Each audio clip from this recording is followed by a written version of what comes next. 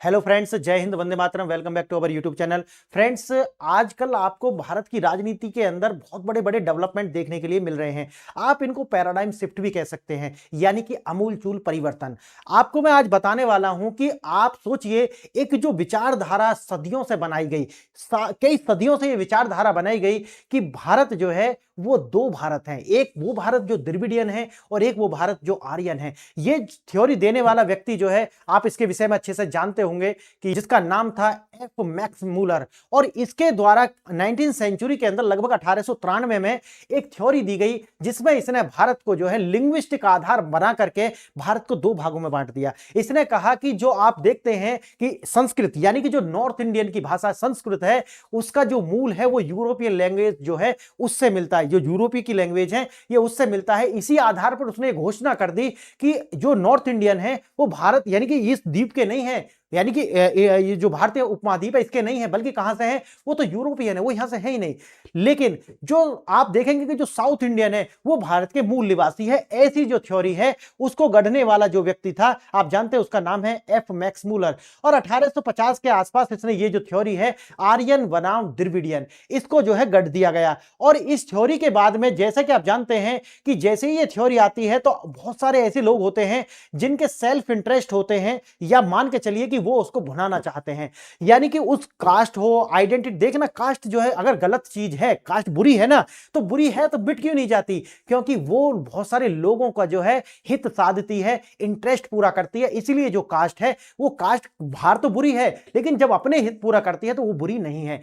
इसीलिए जो आर्यन और द्रविडियन जो थ्योरी है, इसको लेकर के ईवी रामास्वामी, जिनको हम पेरियार भी बोलते हैं, उनके द्वारा जो है एक तरीका से ब्राह्मणों के प्रति जो हेट रेट जो फैलाई गई, ब्राह्मणों को यहां से भगाने की बात करी गई साउथ इंडियन से। और उसी तरीका से उन्होंने एक द्रविडियन मूवमेंट कहो या सेल्फ रेस्पेक्ट मूवमेंट जो है शुरू किया। उसी की कड़ी में आप देखते हैं कि ना सिर्फ ईवी रामास्वामी ही, बल्कि सीएन अन्नादुरई जो थे, सीएन अन्नादुरई, उनके द्वारा, जो कि ईवी रामास्वामी के ही चेला थे, फॉलोवर थे एक तरीका से, उनके द्वारा आप देखेंगे कि डीएमके जो है एक तरीका से उनकी स्थापना भी उन्होंने की थी। और ना सिर्फ यहां तक, बल्कि आगे जाकर के आप देखेंगे कि डॉक्टर धर्मबाई एमआर, यानी कि धर्माबाई एमआर जो हैं, उनके द्वारा 1930 के आसपास जो है इस मूवमेंट को, जो कि द्रविडियन और नॉर्थ इंडियन यानी कि आर्यन द्रविडियन जो है, इसको आगे बढ़ाया गया। और हिंदी, एंटी हिंदी जो मूवमेंट है उनको लीड किया गया। उसी के बाद में आप देखेंगे कि जो मेरा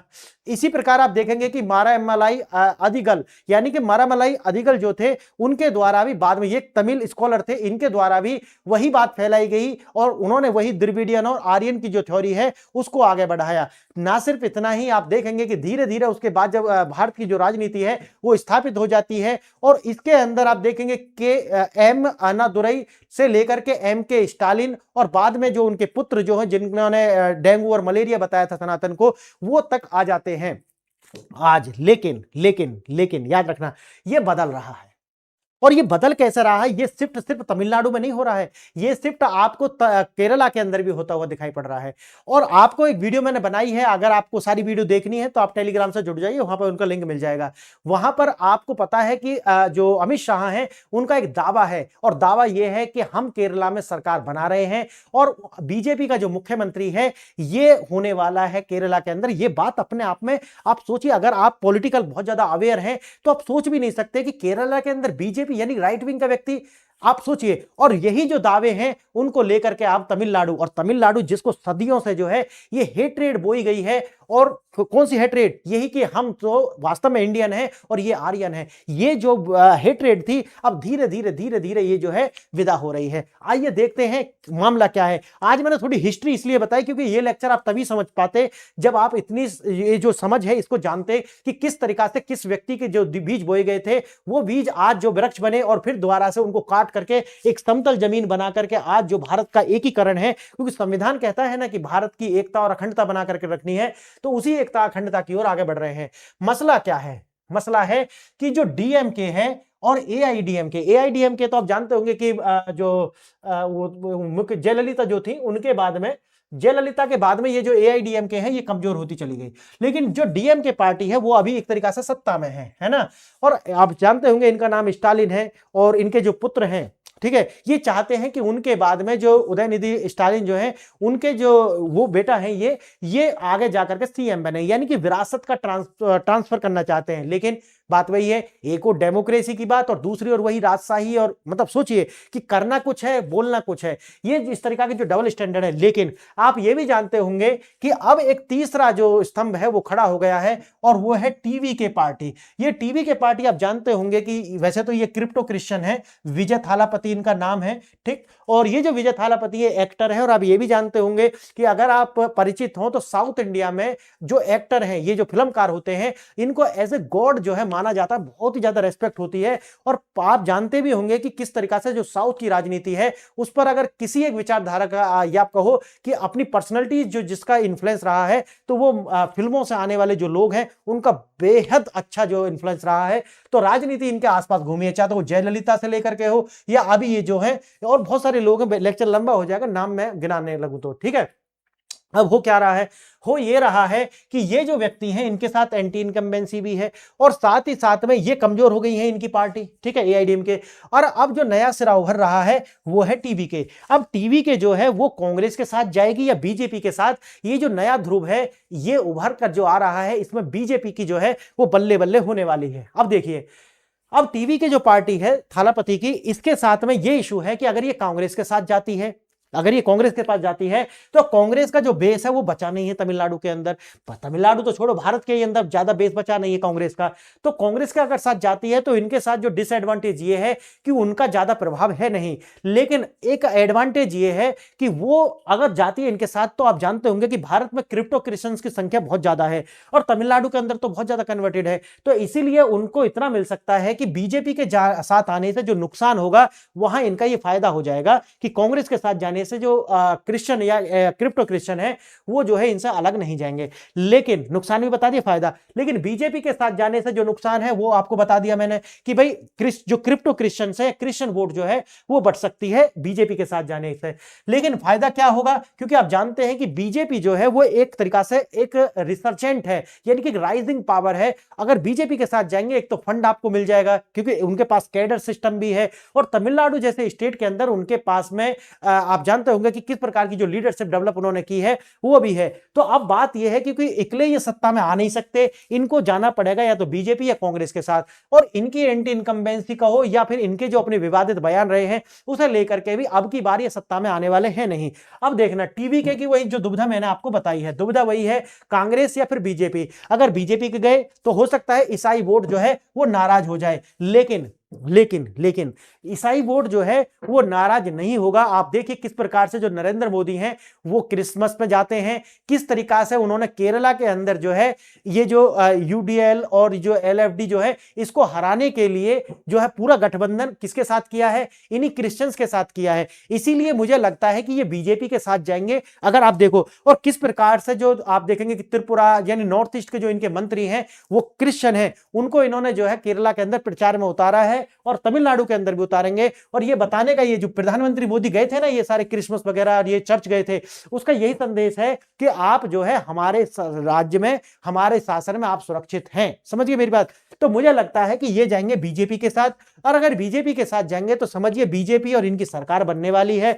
अगर ये सत्ता में आए तो आप सोचिए एक तरीका से जो ये कहते थे कि आज तक भारत पे चाहे तो वो आक्रांता रहे हों चाहे मुगल रहे हों, पूरे भारत पर जो राज कभी कोई कर ही नहीं पाया। ये हिस्ट्री का बहुत फैक्ट है, याद रखना। यानी कि कोई भी आज तक पूरे भारत के ऊपर एक छत्र राज कर ही नहीं पाया। क्या वास्तव में ये जो एक तरीका से एक बना हुआ जो तकिया कलाम है ये नष्ट होने जा रहा है, और बीजेपी एक ऐसी पार्टी बनने वाली है कि जो पूरे भारत पर जो है उनके हर स्टेट के अंदर अपने सीएम होंगे, या सीएम नहीं है तो उनकी जो मिली जुली सरकारें हैं वो जरूर होगी। तो आप ये देखने वाली बात है। और जो मैंने आपको शुरू में बताया, केरला के अंदर यानी कि 2/3 मेजोरिटी के साथ आने का जो वचन दे चुके हैं अमित शाह, और उनके पास में केरला के अंदर वोट बैंक भी है। और जैसे मैंने बताया कि क्रिश्चियन लॉबी जो है वो उनके साथ आ चुकी है। क्यों आ चुकी है? क्योंकि आप जैसा जानते हैं कि कांग्रेस जो है इस टाइम पर जिस तरीका से जो मुस्लिम लीग है वहां की, और जो पीएफआई की जो अपनी पॉलिटिकल विंग है उसके साथ मिलकर के सरकार बनाती है, यानी कि जो मुस्लिम लीग है और जो पीएफआई की जो अपनी फ्रंट है उसके साथ मिलकर के सरकार बनाती है। अब उनको उसके लिए, जैसा कि आप जानते हैं कि लव जिहाद जैसा जो मामला है, केरला फाइल जैसी मूवी बनी है, उससे जो वहां के क्रिश्चियन है वो डरे हुए हैं। और मुझे लगता है कि इन दोनों राज्यों में कांग्रेस तो मुक्त होने वाली है और बीजेपी की जो सरकारें हैं वो बनने वाली हैं, या आप कहो कि बीजेपी प्लस अदर के साथ जाकर के, एनडीए के साथ जाकर के सरकार वो बनाने वाले हैं। तो ये जो मैंने आपको आज को समझाया है कि भाई किस प्रकार से जो तमिलनाडु के अंदर ये सारा का सारा होता हुआ हमें दिखाई पड़ रहा है, और उसका हिस्ट्री भी मैंने आपको बताई, और मैंने ये भी बताया कि ये क्यों होने वाला है, उसके पीछे के रीजन क्या है, और वास्तव में जो हमारी बीजेपी की जो सरकार है उसके जो प्रधानमंत्री नरेंद्र मोदी है वो किस तरीका से जो चर्च में जा रहे हैं, और वहां पर जाकर के जो आप जानते होंगे कि किस प्रकार का क्रिश्चियनिटी में सिस्टम है कि उनका जो वोट है वो उसी तरीका से पड़ने वाला है जिस तरीका से मुसलमानों का पड़ता है, यानी कि 100 वोट पड़ेगा, और 20% से ज्यादा वोट ऑलरेडी जो है वो बीजेपी के पास कर्नाटक वहां पे भी है, बंगाल में, तमिलनाडु में भी है, और वो केरला के अंदर भी है। अगर क्रिश्चियन इसके साथ मिल जाते हैं प्लस विजय थालापति, तो आप मान के चलिए ये जो ब्रेक थ्रो है वो 45% के आसपास जो पहुंच जाएगा, और ये अपने आप में जीत के लिए काफी है। क्लियर? जो सारा मैंने आपको बता दिया, एंटी इनकम्बेंसी है, डीएमके जो है अब वो एक तरीका से एआईडीएमके जो कमजोर हो चुकी है, और जो कार्ति दीपम जो है, मैंने बताया बहुत सारे इशू इनके साथ है। कार्ति दीपम को लेकर के भी जो है एक विवाद अभी सुप्रीम कोर्ट में था, फिर भी वहां पर जो है दीप जलाना ही पड़ा। सुब्रमण्यम, आप जानते हो केस, मैंने उस पर भी वीडियो बनाई थी। डिवाइड एंड रूल की जो नीति है वो भी जो है अब एक्सपोज हो चुकी है, अभी की जो स्टालिन की सरकार है। और जैसा कि आप जानते हैं कि एआईडीएमके जो है अब एक सिर्फ है ही नहीं, आप सोचिए कि बहुत ज्यादा कमजोर है, और नया खिलाड़ी जो है वो कूद गया है। और नया खिलाड़ी कौन है? विजय थालापति टीवी के पार्टी जो है इनकी अपनी बनाई हुई है।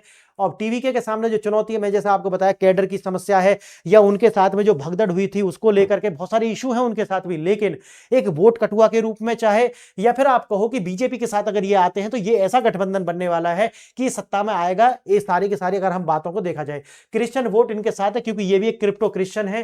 क्लियर? क्रिप्टो नहीं है तो क्रिश्चियन ही है, क्रिप्टो छोड़िए, ये तो एक क्रिश्चियन है, और इनके साथ अगर वो वोट आती है और प्लस बीजेपी, तो आप समझिए कि वहां से भी जो है स्टालिन की जो सरकार है वो उखड़ जाएगी। अब जैसा मैंने बताया कि भाई फैंस तो हैं इनके, आप जानते होंगे भाई, और मैंने बताया भी हिस्ट्री दिखाती है कि किस प्रकार से जो है तमिलनाडु के अंदर, और यह कहो कि साउथ के अंदर की जो पॉलिटिक्स है वो ये स्टार्स के आसपास घूमती है। आगे देखना इतिहास जो 1995 के बाद से कांग्रेस तमिलनाडु में, जैसा कि मैंने बताया कि कांग्रेस अब तमिलनाडु छोड़ो, वो कहीं पर भी उनके अपना ऐसा कोई ना तो कैडर बचा है और ना ही वोट है उनके पास में। क्यों? क्योंकि जो इस्लाम को मानने वाले हैं वो अब धीरे धीरे से एमआईएम जो है असदुद्दीन ओवैसी, उसकी पार्टी के इर्द गिर्द जो है वो घूम रहे हैं, और वो नया जिन्ना का जो उदय है उसके ऊपर अलग से मैंने एक वीडियो बनाई है, वो भी आप देख सकते हैं। राहुल गांधी अपना प्रस्ताव लेकर विजय के पास जा सकते हैं, लेकिन उससे कुछ होगा नहीं, जैसा मैंने आपको बताया, क्योंकि राजनीति जो है संबंधों से कहीं ज्यादा अपने एनालिटिक्स पर चलती है और अपनी लॉस और विन के आधार पर चलती है। तो जैसा कि मैंने आपको बताया है कि